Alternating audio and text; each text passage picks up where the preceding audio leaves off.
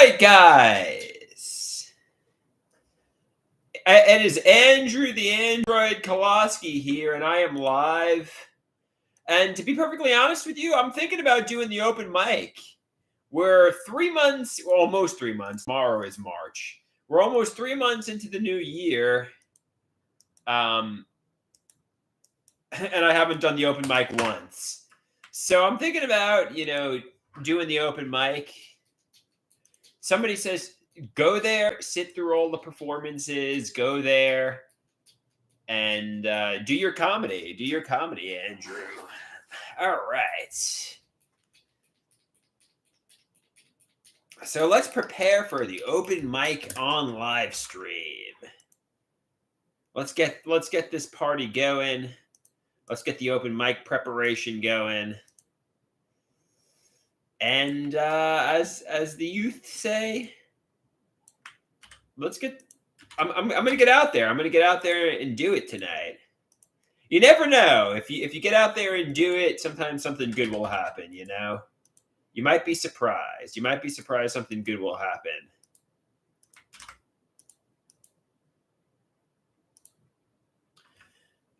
So I'm going to share something, and well, I guess.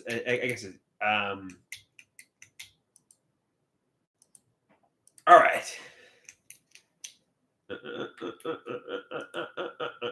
Let's go to my comedy folder here and see what jokes I have. I could try to do my Dookie Bus.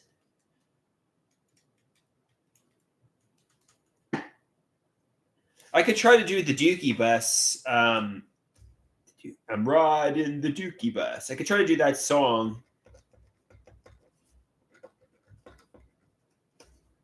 I'm riding the Dookie Bus to my special needs pro. Okay. What?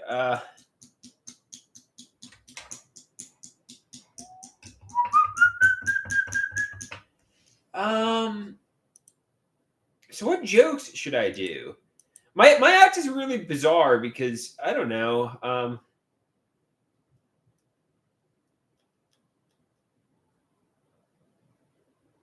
Okay, I got to really get back into comedy here. Okay, the Dookie Bus. I'm riding the Dookie Bus to my special needs program.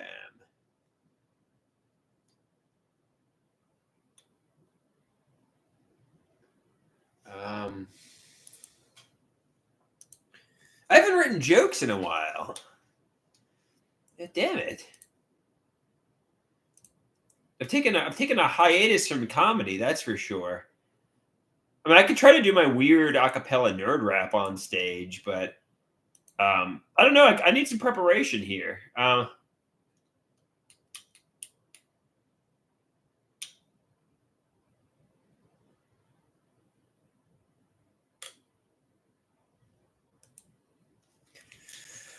Okay. So I can go back to my classic bits.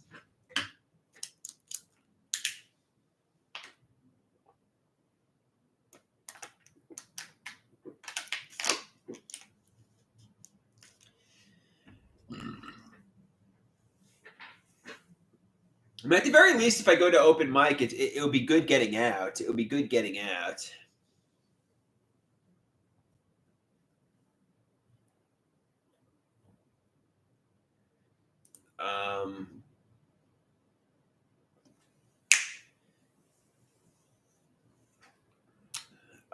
What's a good joke I could do? I'm not funny anymore. I don't tell jokes anymore. I don't know. Let's go to my comedy folder.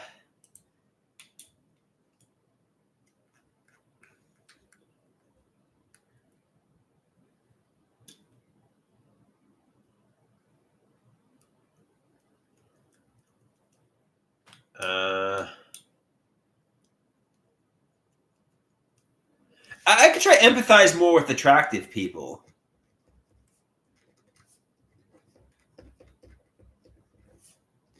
Let's try to develop this joke.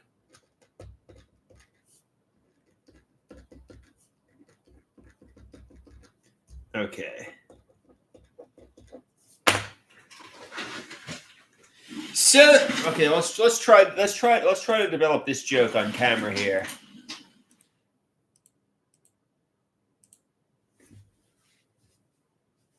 So did you ever notice we tend to empathize more with attractive people? You could hear somebody who's unattractive, like a 400-pound man, and he could say something like, "Oh, I've experienced the horrors and homelessness and poverty."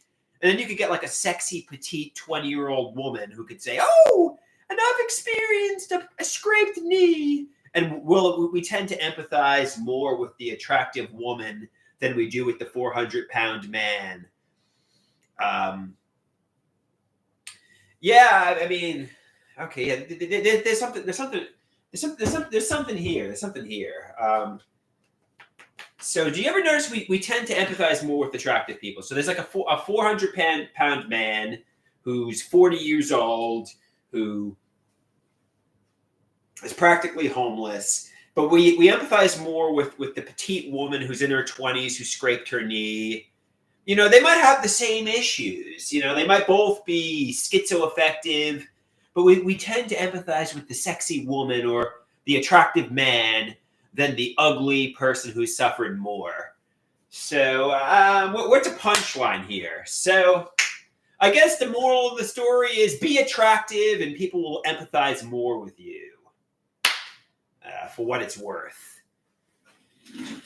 Okay, I got to develop that more. Maybe I should take the comedy class again. And really develop that, because that's a good concept, but I don't really have any.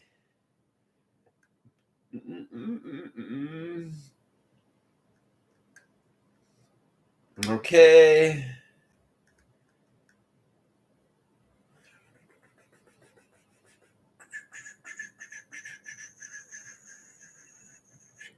Oh, if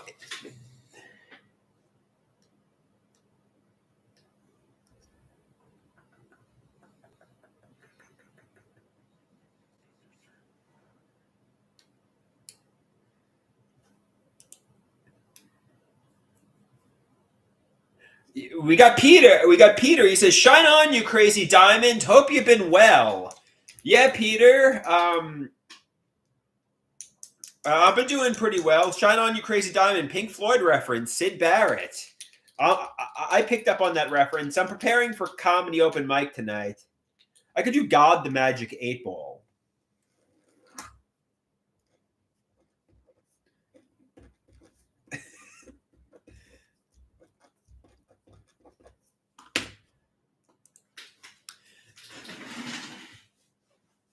So I'm not sure if this is my mental illness. Does anybody, when they're looking for an answer for something, do they ever ask God like he's a magic 8 ball? And then they look for signs. Like, for example, like I ask God, God, will I be rich and famous? Will I be a rich and famous comedian? Then I'll see the number 9. And on a scale from 1 to 10, 9 means 10. Is this something people do, or is this ideas of reference delusions and psychosis? I don't know. This joke isn't going over. Okay, empathize more with attractive people is a good joke, though.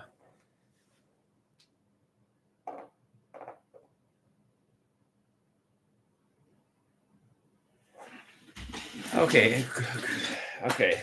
If I was,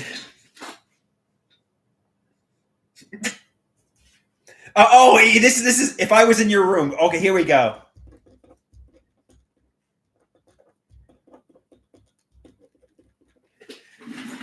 Okay, here we go. Let's keep going with the empathize more with attractive people.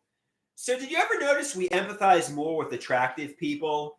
So, for example, a 400-pound man who's 40, who's homeless, and schizophrenic. We're like, oh, he's suffered so much more, but he's ugly and fat. But the sexy woman in her 20s who's schizophrenic, we tend to empathize more with. And you also see these social media models who pose in lingerie, and there's a real double standard. They say, "What would you do if you came home and I was in your room?" And we often think, oh, we would want to get intimate with the sexy woman in lingerie. But if the 400-pound man said, "What would you do if you came home and there I was in your room in just my underpants?" You'd probably call the police because but realistically, the 400-pound man is saying the same exact thing. It's just that we're all attracted to the sexy woman, and the 400-pound man. Well, we would think he's probably getting ready to assault us. So, on that note, I think there's a real double standard there. I think we should embrace the 400-pound man if he were in our room. I don't know.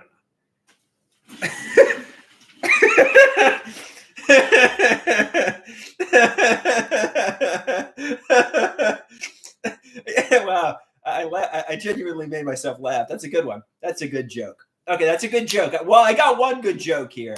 I got one good joke concept. Empathize more with attractive people. Oh wow! Well, I created my first joke in months, and it's a pretty good one.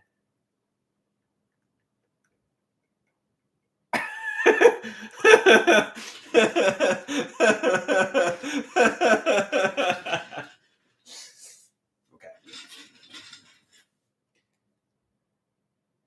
Tim says,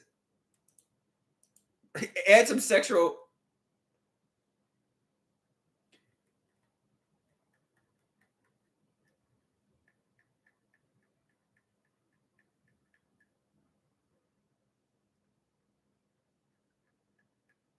Okay, I'm looking for some more.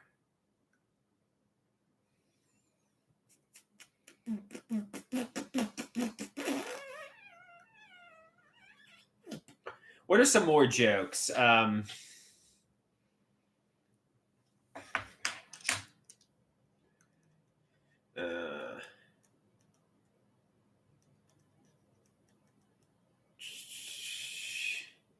could throw OMG. Damn it! So I got one joke here. So Rusty, I'm thinking about doing comedy open mic tonight, and first of all, I got the Dookie Bus. I got the Dookie Bus song I could try to do, and I got empathize more with attractive people. Erie wants the Dookie Bus. I'm riding the Dookie Bus, the Dookie Bus. I'm riding the Dookie Bus. Tell my special needs, not C. Yeah, Rusty wants not C. Okay, so let's rehearse not C. I haven't done that one in a while.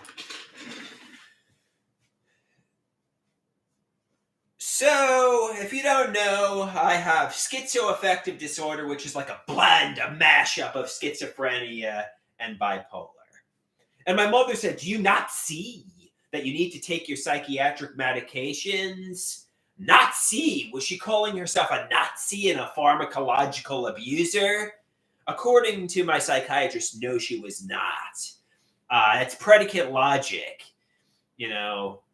Then my mother asked me, "Would you like fried chicken for dinner?" Was she saying how she fried my brain, rendered me a vegetable mind, and just chicken mean coward?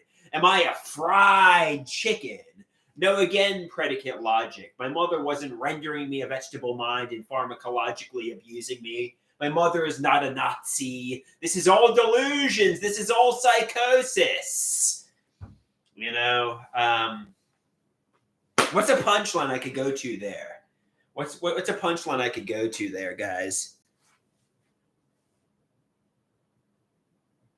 Somebody says, start with the Latuda Tinder swipe joke. Okay. Latuda.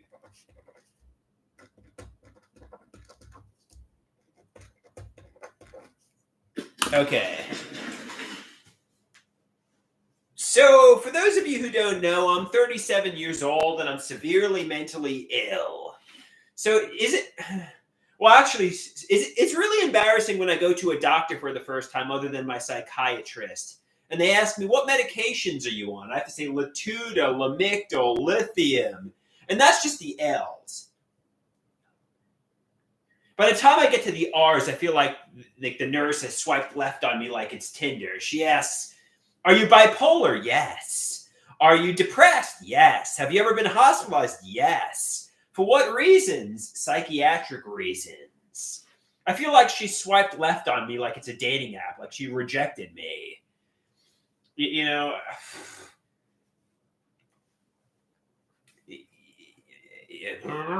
okay. So let's go back. Let's go back to the empathize more with attractive people. So, do any of you notice we tend to empathize more with attractive people? I'm guilty of it myself. I go to mental health recovery groups, and there's like 400-pound men in their 40s who have schizophrenia, and then there's a cute 20-year-old woman who barely suffered who has schizophrenia, and we tend to empathize more with the cute woman than we do with the 400-pound guy who suffered tremendously.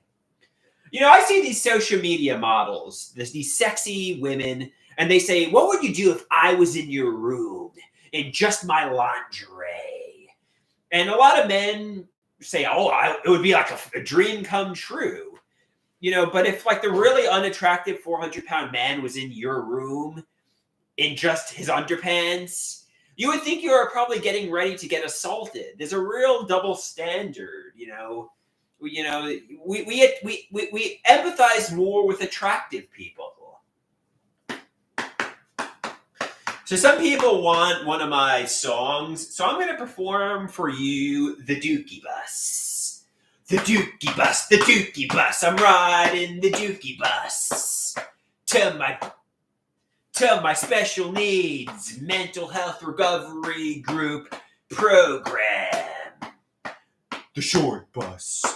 The short bus. I pick my boogers, I scratch my butt, and I rub it on the seat. The Dookie Bus, the Dookie Bus. I'm riding the Dookie Bus to my special needs mental health recovery group program. The Dookie Bus, the Dookie Bus. I'm riding the Dookie Bus. I should be a full-time I should be working 9 to 5 like everybody else. I should be making 6 figures. I should be a millionaire. I should be a billionaire. I don't know.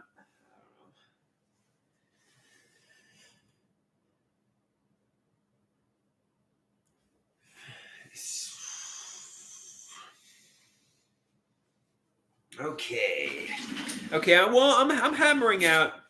I'm hammering out this act. Empathize more with attractive people is definitely going on there. Latuda. I could do the Andrew diagnose.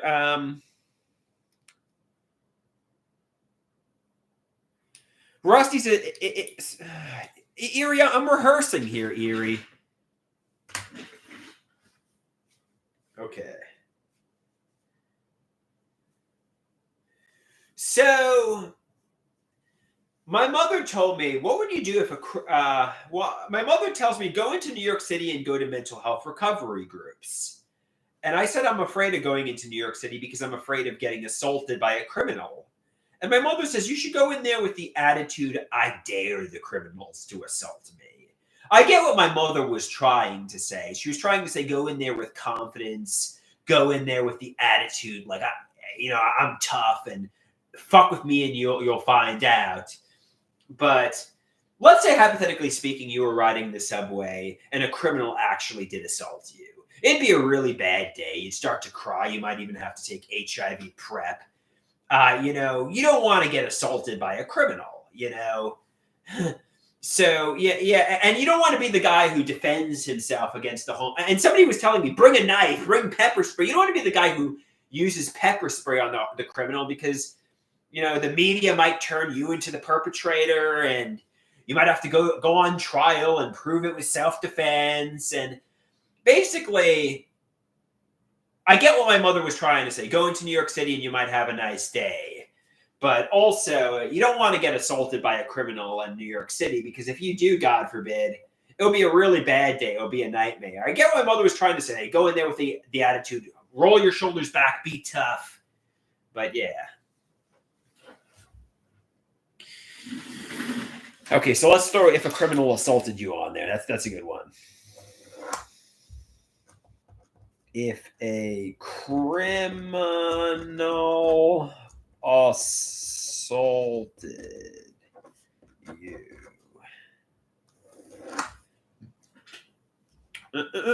Let's check out some more comedy. I could try this one, women's locker room.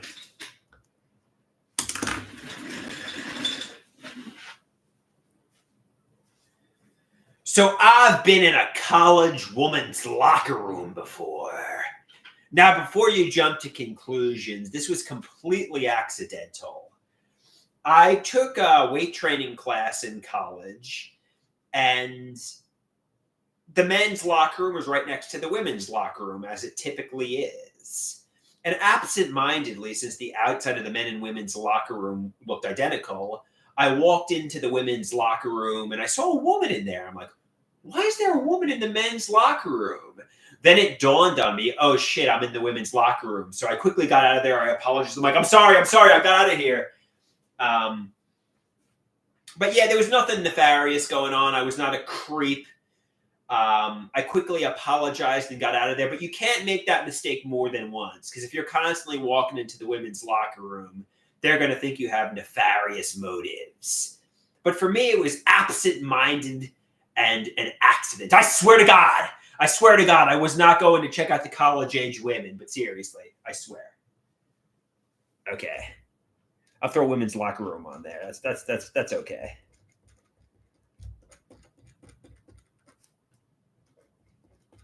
Okay. Somebody wants my N word. Well, I got to make sure there's no African Americans in the audience if I do that one.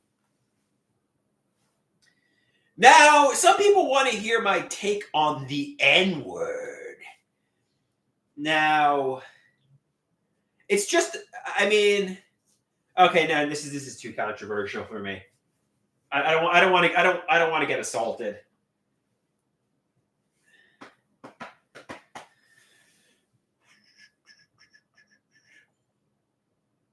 Oh, Dead Cop says he's African American and he gives me an N-word. Okay, if he likes it, okay. So somebody wants to hear my take on the N-word.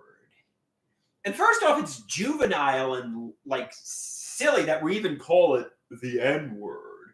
Somebody asks me, is the R word as offensive as the N word? Well,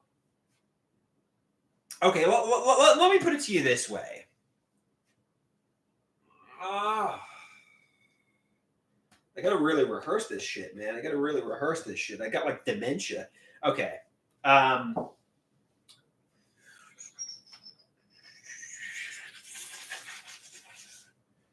Erie's heckling me. Rusty says, "Say the word. Say the N word."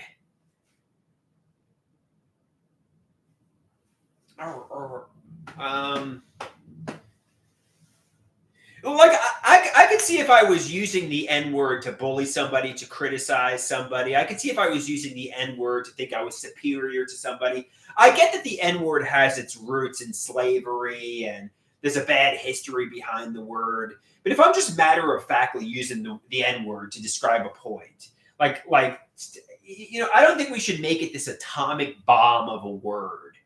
I don't think we should make it like this. I'm not going to do that joke. So my mother can't have caffeine because just a little bit of caffeine will literally kill her. So one time my mom was drinking this beverage and she takes a look at the beverage and she says, I've done this joke a million times.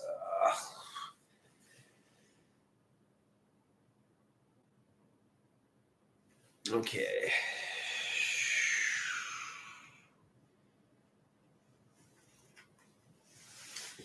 The Dookie Bus. I'm riding the Dookie Bus.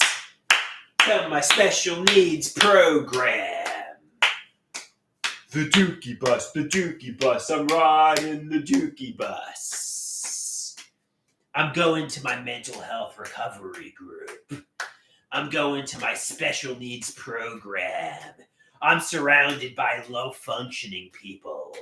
I'm picking my boogers. I'm scratching my butt. I'm wiping it on the seat like everybody else. On the Dookie bus. I'm riding the Dookie bus to my special needs program. I scream, I should be a millionaire. I should be a billionaire and a movie star and a famous comedian. But that's not going to happen. Instead, I'm going to my mental health program. I'm riding the Dookie bus to my special needs mental health recovery group program. The Dookie bus, I'm riding the Dookie bus, the Dookie bus, the Dookie bus, I'm riding the Dookie bus. All right, let's call my father here. And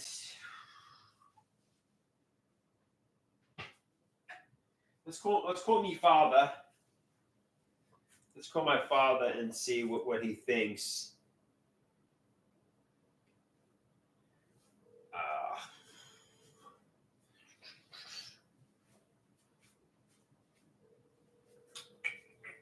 Me father. Hoy hoy, I'm on with the inpatients. I'm trying to prepare for comedy open mic. And to be honest with you, I'm trying to do 8 minutes, and I'm trying to get some confidence here. So can you listen to my act? And I put you on speaker here, and you give me some feedback and maybe add some jokes here. Okay, so I'll put you on speaker here. I'm going to try to perform my act here. Okay. All right, can you hear me? Yes. Okay. I'm putting you next to the microphone here.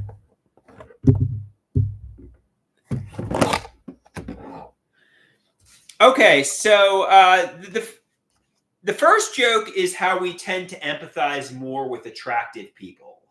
So, obviously, if you see a 400-pound man in his 40s who has schizophrenia, who's going to a mental health recovery group, or if you see a sexy woman in her 20s, you tend to empathize more with the sexy woman in the 20s who has schizophrenia. And you tend to sympathize more with her, and you tend to, because she's cute, she's more attractive. And, there's a real double standard when it comes to people who are attractive. And, like you see a lot of these social media models, like that are women who say, if I was in your room and you came home and you saw me in just my underpants in your room, what would you do? And a lot of guys say, oh, this would be my fantasy come true. But, imagine if the 40-year-old man was in your room and is just his underpants. And I mean, realistically, if he said the same exact thing this 20-something-year-old female model said, you would think the guy was going to get ready to assault you. Realistically, they would be saying the same exact thing. But, you tend to empathize more with the attractive woman. You know what I mean? You there? Yeah, I'm listening. Well, how would you add to that? Well, how would you deliver that? Like, how would you fix that?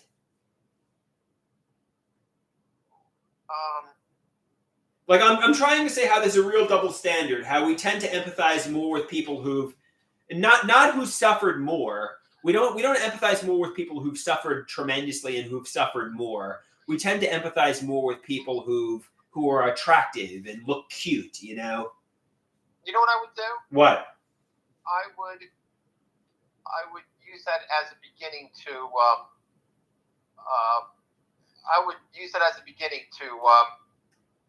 show other double standards. Yeah.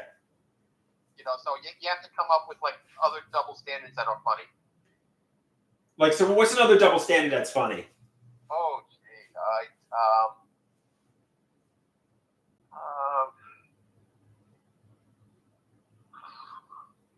yeah, something you have to think about. That's something you have to think about. So you don't think I'm prepared to do comedy this week, really? Then ask your people online to help you out too. What are some double standards? I guess racism could be a double standard.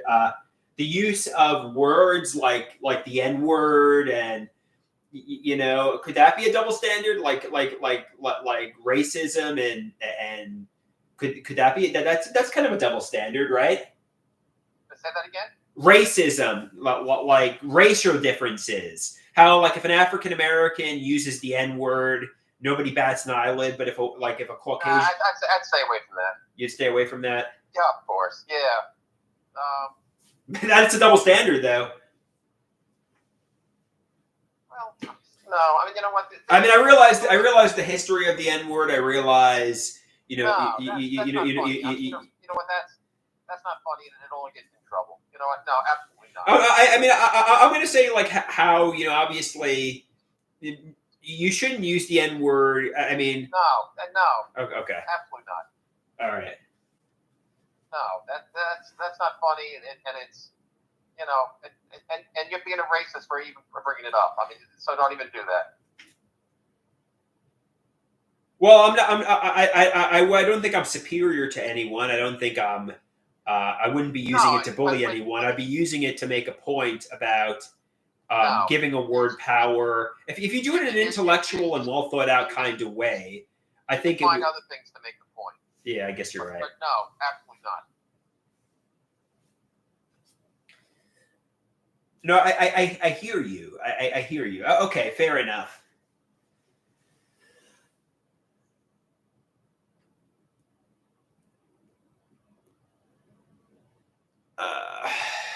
So why don't you say things like and you caught me off guard in regards to trying to think of things double standards, but you could say something to the nature of and what about quiche? It's so funny that everybody loves a good quiche, but if you're a man and you're eating quiche, you have it's if people look at you a different way. Like, why is that guy eating a quiche? Whereas we all love it, but sometimes you have to just, I guess, or like drinking a wine cooler if you're a man. If you're drinking like a wine cooler or like a fruity drink at a bar, right? Yeah, you could talk about eating a quiche. Yeah, I think fruity drinks a lot more people will relate to. Eating quiche. Just don't do one. Have a whole bunch of them. I mean, wine coolers, fashion too. Like why do women get to wear sexy shorts and men can't wear sexy skimpy shorts? I guess, right? And especially if they have nice looking legs. Yeah. Or you could say, what about the color pink? The color pink is a spring color and it's very fashionable. Right. But if a man decides to wear pink, he'll get looks from they'll think you're a homosexual. Yeah, I wouldn't say that. I mean, I would. I mean, at the end of the day, though, if you're making jokes, you got to just say it. Yeah, I would say that. Okay, you could probably use homosexual. Yeah, homosexual is better than sounding like a racist, I suppose. Yeah. But yeah, I mean, you got to think of other things that that are Yeah. Yeah, I'm just kind of not prepared. I mean, some people say you're giving up already to do open mic. Quite frankly, I don't know. I don't know if I could take the class again and prepare new jokes. But to be perfectly honest with you, I'm just unprepared to do the open mic night. Well, why don't you go do the karaoke instead? They don't do karaoke's anymore. They just do the open mic, and basically my comedy act is very underdeveloped and underprepared. I basically need new jokes. So should I email? Let's go here. Let's see when Governors is offering the class again. Should I email the guy and ask if I should take the class again? Let's see how much it costs. And no, you know what, Andy? Yeah. It's like everything else. You're trying to do a joke or put a joke together like at the 11th hour. Yeah. And it doesn't work that way. You have to sit down with it and write it out. Kind of like you started out with a joke, and then you talk about double standards, and it leads to working on other double standards. I mean, right. You can't just automatically think hey, I'm going to put a joke together and it's going to be funny. No, you got to work at it. You got to think about other double standards. So the empathize more with attractive people, double standard. If I was in your room, this is potential, but to be honest with you, it's very underdeveloped. I got to really write this out, really tweak it, and really work with it, and try to. Okay, so that's a good idea. So but you know, and then yeah, you just do a whole bunch of different double standards. You know, like you said, the wine cooler, men eating quiche, wearing a pink shirt. You know, you said tight shorts, especially if a guy has like really nice legs. Sexy legs, yeah. You know, and it's even though somebody, you know, even though a guy has sexy legs, it's still not. It's not the right thing to wear sexy shorts. Yeah. Yes. So okay. So that's a good joke. I'll work with it. I got some good jokes here. And I'll try to work on expanding and developing them this week. I'll try writing them out. And maybe by next Friday I'll be ready to perform. Could you help me write these jokes out a little bit too, and help me really think it out and really get the punchlines? Because right now, I think I was doing that. I was. No, I understand that you were doing it, but I'm it also takes sitting down and working. Because right now I'm on a live stream and it takes sitting down, writing it out, and you've given me some good ideas, but we need to set time aside. Maybe you could help me, or somebody could help me, or I could do it myself. Yeah, I mean, I want to ask people online if they know of any like double standards that yeah. So to my inpatients, do you know of any double standards? I guess you could. I guess I call them the inpatients. For severe mental illness. I mean, okay. I know we tend to. I don't know.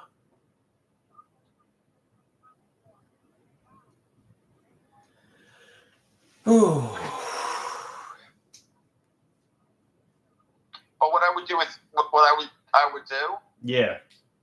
Like you just said that you're not prepared, or you haven't done comedy in a while. Take the old jokes, the old reliable, and get comfortable with them tonight again. And that'll put you back in the swing of telling jokes, and doing a routine. Yeah, it might be good to get out and perform. Yeah, I mean, even if it's the old stuff, it allows you to feel comfortable with the stage again, and it allows you to dust off the old jokes and get the cadence with them. Yeah. Okay. Thank you for your help. Thank you for your suggestions. I'll talk to you again soon. All right. I'll talk to you at the medication time. All right. Love you. Okay. Hey, Chris. How you doing?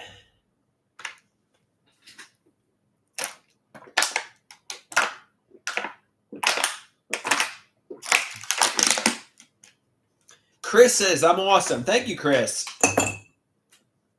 Yeah, I gotta develop this act over the course of the next week. Maybe I could set up a comedy section on the Discord and really try to write out these jokes. Somebody says it was good, but my act needs some time. I need to really develop it. Yeah, it's going to take some work to get good again.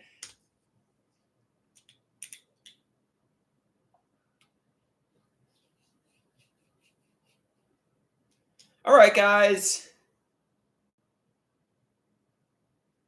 I mean, somebody asked, am I dabbling in race comedy? So he says, you could be the Caucasian Chris Rock. Trill says, you were never funny, Andrew. You never had a good sense of humor. All right, fair enough, Trill. Chris says, I think you're smart and you just seem a little stuck. I'm sure you'll figure it out.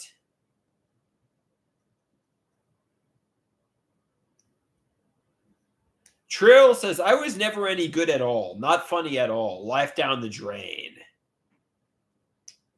Horn Dog says, I think I'll stick with mental illness jokes.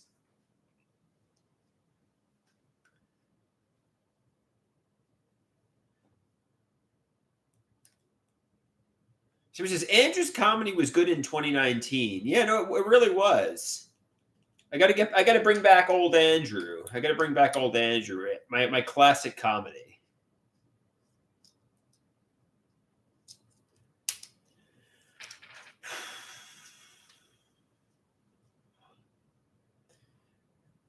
I was on a mega regimen in 2019, that's for sure.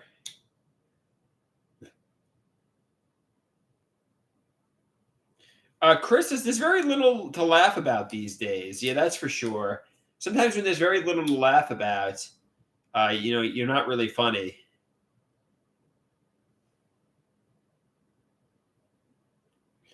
Yeah, so yeah, I think I'm going to skip the open mic tonight. Maybe I'll try to prepare for it next week.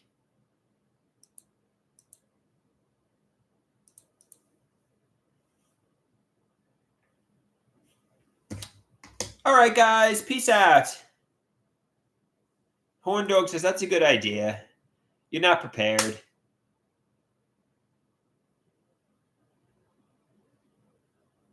Somebody says you might need 2 weeks to prepare for the open mic.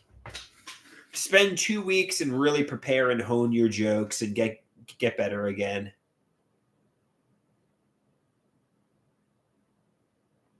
Somebody says getting booed off stage would be bad for you.